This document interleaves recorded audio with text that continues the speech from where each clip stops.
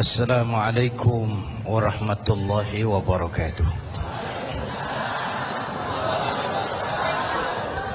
Guru kita Al-Habib Munzir Al-Musawwad sudah menjelaskan tentang amar ma'ruf nahi munkar. Pemimpin kita Baginda Nabi besar Muhammad sallallahu alaihi wasallam adalah tokoh yang paling sukses dalam melaksanakan amar ma'ruf nahi munkar.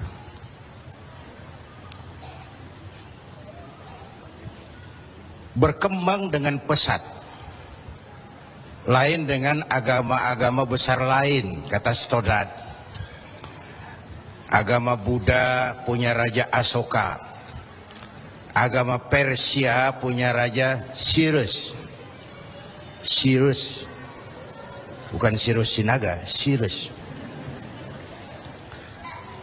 Agama Kristen punya Raja Konstantin. Mereka ini raja-raja besar dan berkuasa yang menunjang agama yang dianutnya dengan segala daya dan dana, dengan segala kekuatan dan kekuasaan. Lain dengan baginda Nabi. Beliau bukan raja, tidak anak penguasa, tidak pula orang kaya. Tapi amar ma'ruf yang dilaksanakannya berhasil menembus dinding Jazirah Arabia, mewarnai hampir 2/3 belahan bumi. Nah, saya mau ambil porsi apa landasan beliau dalam melaksanakan amar ma'ruf dan nahi munkar sebelum ke arah yang tadi sudah ditanyakan Saudara Agung. Pertama, landasannya adalah siddiq. Apa? Jujur. Sebab bagaimana orang mau amar ma'ruf nahi munkar kalau dia nggak punya kejujuran? Nabi kita itu lidahnya adalah hatinya, ucapannya adalah perbuatannya, perintahnya dia berwibawa, ajakannya diikuti karena beliau pelaksana pertamanya. Keteladanan. Kalau kita gimana mau berhasil amar ma'ruf? Cuma teriak, saudara-saudara sedekah, sedekah. Yang teriak buntut gasiran, mbahnya pelit. Jujur. Kata orang tua Melayu gini, wahai saudara, adik dan kakak, peganglah jujur, jangan durhaka. Jauhi bohong, haramkan dusta, supaya hidup tidak ternista. Asik kan? Asik kan? Jauhi bohong, haramkan dusta, supaya hidup tidak ternista. Orang bisnis, modal paling penting adalah kepercayaan. Coba saudara punya kapital miliaran, kalau nggak dipercaya orang, ada nggak yang mau ngasih proyek? Ada nggak? Ada nggak? Nyaut. Modal utama dalam bisnis kepercayaan. Modal utama dalam memimpin kepercayaan. Modal utama dalam seluruh gerak hidup kita kepercayaan. Kalau hidup udah dipercaya, Bu, biar duit banyak juga enak rasanya. Bener. Kalau sudah dipercaya, walaupun duit banyak enak rasanya. Jujur. Bahkan ini modal utama kepemimpinan beliau. Bukan S3, enggak profesor, doktor, enggak, Al-Amin. Orang yang jujur, dan itu yang kita perlukan sekarang. Gayus. Saya lihat bukan saja kasusnya aneh, penanganannya juga aneh. Orang sekali bergayus bisa ngobok-ngobok semuanya. Sekarang banyak yang telinganya pada merah, matanya pada pedas. Begitu dia nyanyi, bagaimana dia merambah kepolisian, merambah kejaksaan, merambah kehakiman. Lalu penanganannya juga aneh. Kayaknya mau terfokus kepada kasus gayusnya, padahal yang terbesarnya adalah mafia hukum dan mafia pajak. Kan itu soal yang paling besar ini. Kita perlu jujur, jangan ada dusta di antara kita.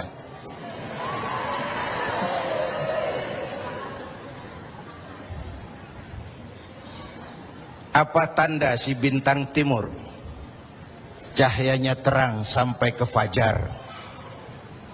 Apa tanda orang yang jujur? Hatinya mulia, ucapnya benar. Hatinya mulia, omongannya benar. Tidak pepat di luar, pancung di dalam. Menjegal kawan seiring, manis jika berhadapan, balik belakang lain bicara. Tiap hari kita ngadepin topeng. Topeng yang berkelip. Ini mukanya apa bukan sih?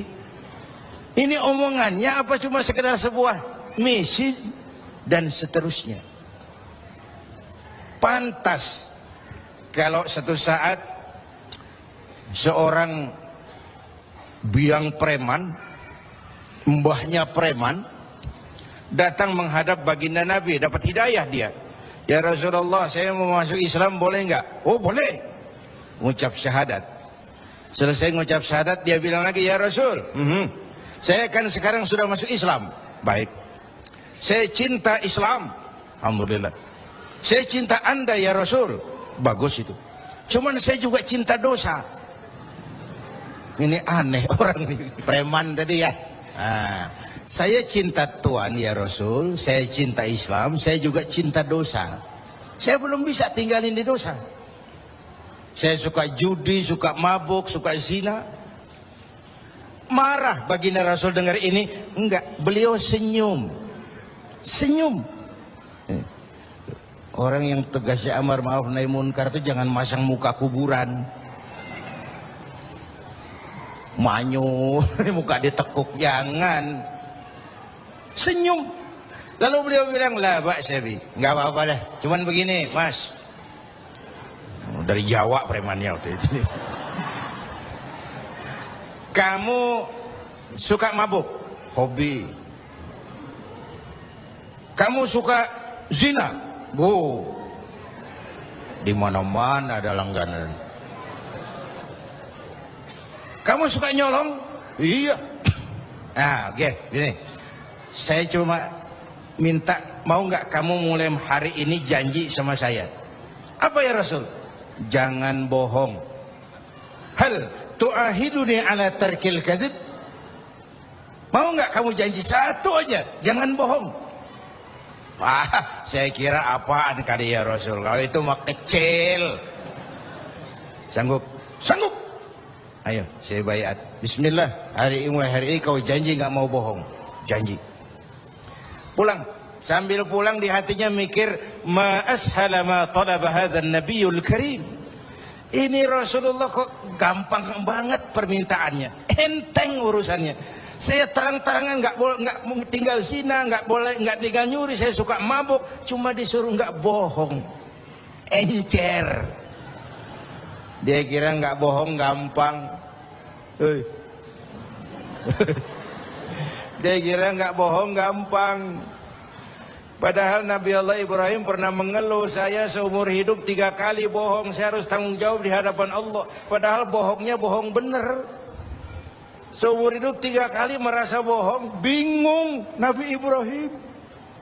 Kita sehari 16 kali bohong, nyengir aja nyengir, nggak ada bingung-bingungnya. Udah sambil pulang, hari berganti minggu, minggu pergi datanglah bulan. Satu hari dia lagi jalan nih si preman nih, mantan preman nih, ngelihat perempuan cakep, kenalan, dibawa ke rumah, masuk ke kamar. Hampir terjadi, mau zina lagi hampir terjadi, dia tegangan tinggi, hampir nyaris. Begitu mau terjadi ingat, saya udah janji sama Rasulullah nggak mau bohong. Ntar kalau ketemu beliau saya ditanya kamu masih zina, nyautnya bagaimana? Nyautnya gimana? Kalau saya bilang iya, saya pasti kena hukum, udah Islam. Kalau saya bilang enggak, saya bohong. Padahal sudah janji enggak mau bohong. Perang ini, iman sama syahwatnya. Kata syahwatnya, udah sikat. Kata imamnya, pikirin dulu, lu udah janji lo. Perang. Akhirnya imannya menang. Dia bilang sama tuh perempuan, Mbak Yu. Mbak Yu. Non sewu Mbak Yu. Nggak jadi. Loh, nggak jadi piye tuh Mas? Ya wis pokoknya nggak jadi. Selamat dari zina. Lain hari mau mencuri, sudah madda yadahu, tangannya udah dijulurin. Ingat lagi ntar kalau ketemu Nabi ditanya, lo masih nyolong nggak? Gimana nyautnya? Tiap kali mau berbuat jahat, tiap ingat janjinya. Tiap ingat janjinya terhindar dari perbuatan jahat. Paling akhir dia datang menghadap Nabi, ya Rasul, apa? Sadaqta ya Rasul, Anda benar ya Rasul. Kenapa? Yang Anda minta atuk, kedengarannya enteng, cuman pongkolnya. Saya nggak bekutik ya Rasul. Lihat pengaruh jujur dalam hidup.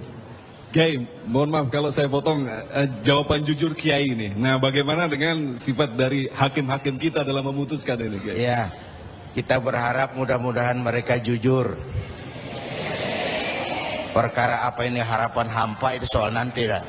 Yang penting kita berharap mereka jujur dan mempunyai rasa keadilan.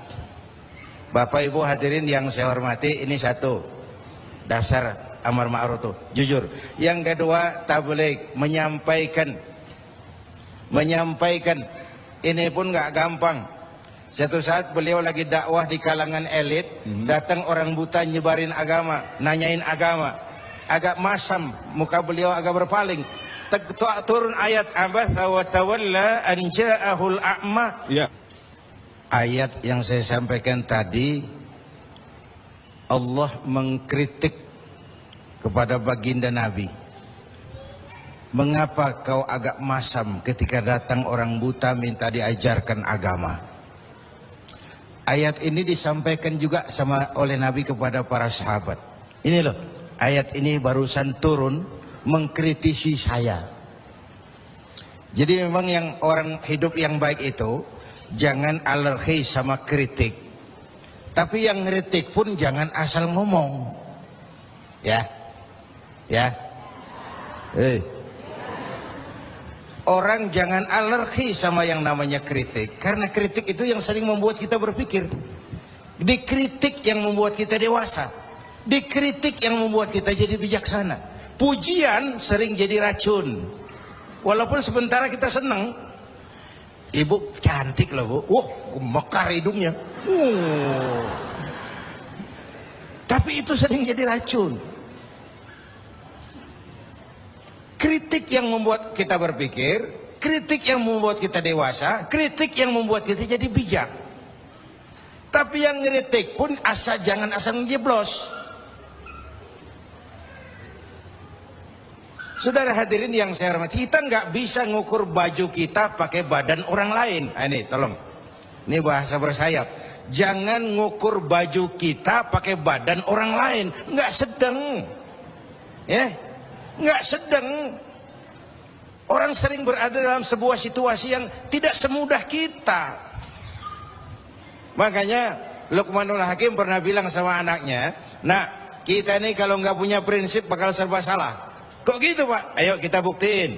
Luqman keluar sama anaknya bawa seekor keledai. Keledai kecil. Dituntun berdua. Lewat di tengah orang pada ngomong, anak sama bapak sama gobloknya. Bawa keledai bukan ditaikin, dituntun. Tolol. Nah, kamu dengar nak? Iya, sekali kita salah. Sekarang gimana Pak? Bapak yang naik, kamu jalan. Jalan, lewat lagi di tempat orang ngomong lagi, bapak kagak tahu diri. Enak-enakan di atas keledai, anaknya disuruh jalan, tega sama anaknya. Kau dengar nak? Iya, 2 kali kita salah. Habis sekarang gimana Pak? Kamu yang naik, bapak jalan. Lewat lagi orang teriak lagi, anak durhaka. Bapaknya disuruh jalan, dia enak-enakan. Dengar nak? Iya Pak, 3 kali kita salah. Sekarang gimana Pak? Kita naikin berdua yuk. Naik berdua. Sampai di tempat orang banyak teriak lagi, anak sama bapak samanya ini. Tidak punya peri kebinatangan. Masa keledai kecil dinaikin berdua? kejam. Nah, kau dengar? Iya. Berapa kali kita salah? 4. Tapi sekarang gimana Pak? Sekarang keledainya nyok kita gotong. Gua pengen tahu orang ngomong apa.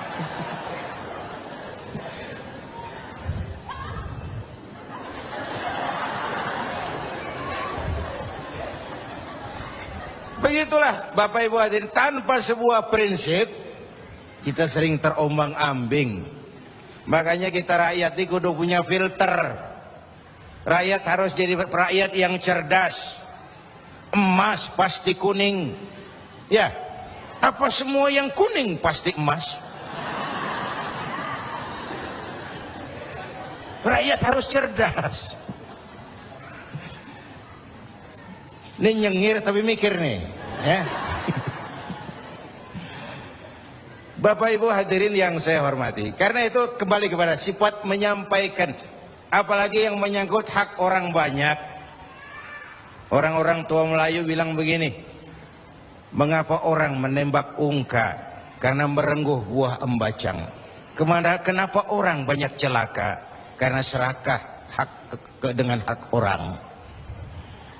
Anak udang dimakan itik, itik berenang di air timpas. Hak orang jangan diusik. Kalau diusik badan terhempas, hancur. Karena yang menyangkut hakul adami, hak-hak manusiawi itu harus dipenuhi.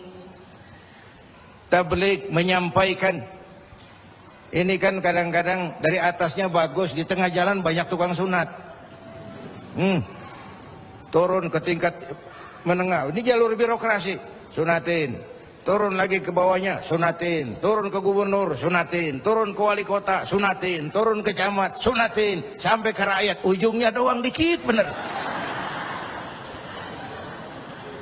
Kebanyakan tukang sunat di negeri kita. Belum lagi kerja mubazir. Itu ada pepatah orang Melayu bilang begini, wahai kawan, banyaklah zikir, mengingat Allah, janganlah mungkir. Wahai kawan, banyak berzikir, mengingat Allah, janganlah mungkir.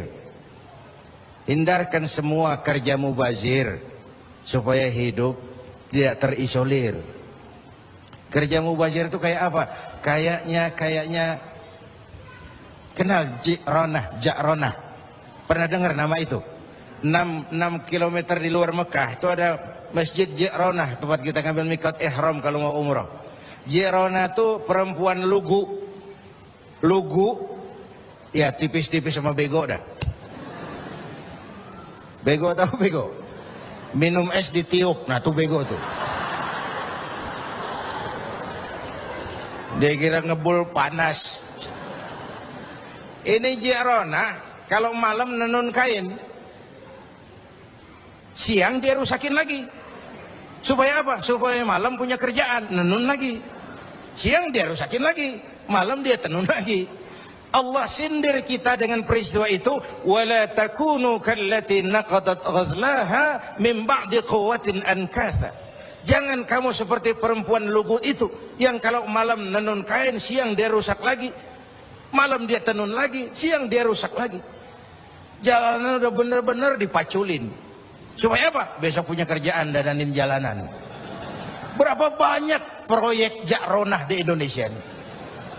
Tahsilul hasil, mengerjakan yang udah beres. Kan kerja mubazir. Bapak Ibu hadirin yang saya hormati, ini soal tabligh. Yang ketiga sidik amanat, yang kedua amanat ya. Yang ketiga tabligh. Amanat itu menyampaikan, bisa menjaga kepercayaan orang, itu penting. Itu amanah namanya. Menjaga amanah itu tugas yang mulia. Sama saja kalau tadi Habib sudah menjelaskan, amar ma'ruf itu hakikatnya nahi munkar. Nahi munkar itu ya amar ma'ruf, cuma beda orientasinya. Tapi dalam pelaksanaannya amar ma'ruf agak lebih tidak beresiko ketimbang nahi munkar. Kalau kita amar ma'ruf, paling-paling orang nggak mau gitu aja. Orang kalau diajak sholat nggak ada yang marah insya Allah, tapi nggak mau ya gitu aja. Tapi kalau dicegah judi, dicegah zina, dicegah judi, oh bandarnya kuat-kuat sekarang ini. Bandarnya kuat-kuat. Jangankan kelas kita, hukum aja bisa dijual beliin. Perkara bisa dijual beliin. Tempo hari saya bilang, rakyat kecil kalau mau laporan kehilangan ayam, itu kudu jual kambing. Harga laporannya mahal. Nanti berperkara kepengen menang, mesti jual sapi. Cuma mau ngurus ayam hilang, kambing hilang, sapi lengit. Itu kadang-kadang, ya kita nggak bisa, karena selalu ada permainan. Dan itu proses. Salah siapa? Ayo kita perbaiki sama-sama. Ini negara-negara kita. Kemerdekaan ditebus dengan keringat, air mata, darah, dan nyawa orang-orang tua kita. Membangun negara ini kita biayai dengan uang kita rame-rame. Kita yang bayar pajak listrik, pajak mobil, PBB, uangnya dikumpulin bangun negeri ini. Saya ikut bayar pajak. Karena saya tidak rela kalau uang pajak itu digunakan cuma untuk studi banding atas nama jalan-jalan. Ya. Lalu dibikin slogan besar-besar. Orang bijak bayar pajak, orang pajak ngemplang pajak. Ini bagaimana kayak ini? Kalau yang ma'ruf berjalan, tapi yang munkar juga berjalan, artinya kita hanya beramar ma'ruf tapi tidak bernahi munkar. Syauqi bilang dalam sebaik syairnya, famata yablughul bina'u yawman kamaluhu idza anta tabni wal akharu yahdimu. Kapan bangunan mau selesai? Kalau kamu bangun orang lain ngancurin. Orang Betawi bilang itu namanya kayak nimba kagak dibendung. Bagaimana airnya mau kering kalau nimba nggak dibendung? Kenapa? Yang ma'ruf jalan, yang munkar juga jalan. Maka amar ma'ruf nahi munkar harus ditegakkan secara bersama. Satu. Yang kedua, saya sepakat dengan guru kita Habib Munzir bahwa amar ma'ruf nahi munkar sesuai dengan bidang dan keahlian kita masing-masing. Jangan memaksakan sesuatu untuk hal yang memang bukan dunia kita. Saya dulu pernah mimpin partai politik. Dulu zaman jahiliyah. Belakangan saya menyadari politik memang bukan dunia saya. Walaupun partai politik perlu, tapi biarlah orang yang dunianya di situ saja yang mengurus politik. Saya lebih baik sama-sama Habib Munzir lah ngurus umat dan dakwah ini. Jangan memaksakan sesuatu yang memang bukan dunia kita di situ. Kalau kiai disuruh bangun jembatan, apa camat mau ngurusin tahlil? Itu yang kedua. Yang ketiga terakhir, semuanya harus berangkat dari husnuzan, baik sangka. Apa yang terjadi oleh tokoh lintas agama dan sikap Bapak Presiden, kita jembatani dengan husnuzan. Kita percaya pemerintah pasti punya niat baik untuk mensejahterakan rakyat. Kita juga percaya tokoh lintas agama punya tanggung jawab moral. Mereka memberikan teguran bukan karena benci pemerintah, tapi ingin melihat negara ini berjalan dengan baik. Saya ingatkan waktu PSSI lawan Oman, itu ada penonton yang namanya Ardi turun ke lapangan, tendang bola ke gawang, untung nggak gol. Waktu ditanya, saya bukan benci sama PSSI, saya bukan mau ngacoin pertandingan, saya cuma greget kenapa sih nggak gol-gol PSSI ini, penalti aja meleset, capek saya greget. Nah, karena itu saya percaya para tokoh lintas agama punya niat yang baik, ingin melihat negara ini berjalan dengan transparan. Kita juga percaya pemerintah punya niat baik untuk mensejahterakan rakyat. Cuma tentu ada berbagai kendala dan diperlukan kesungguhan dan kejujuran. Sekali lagi, kesungguhan dan kejujuran. Jangan ada dusta,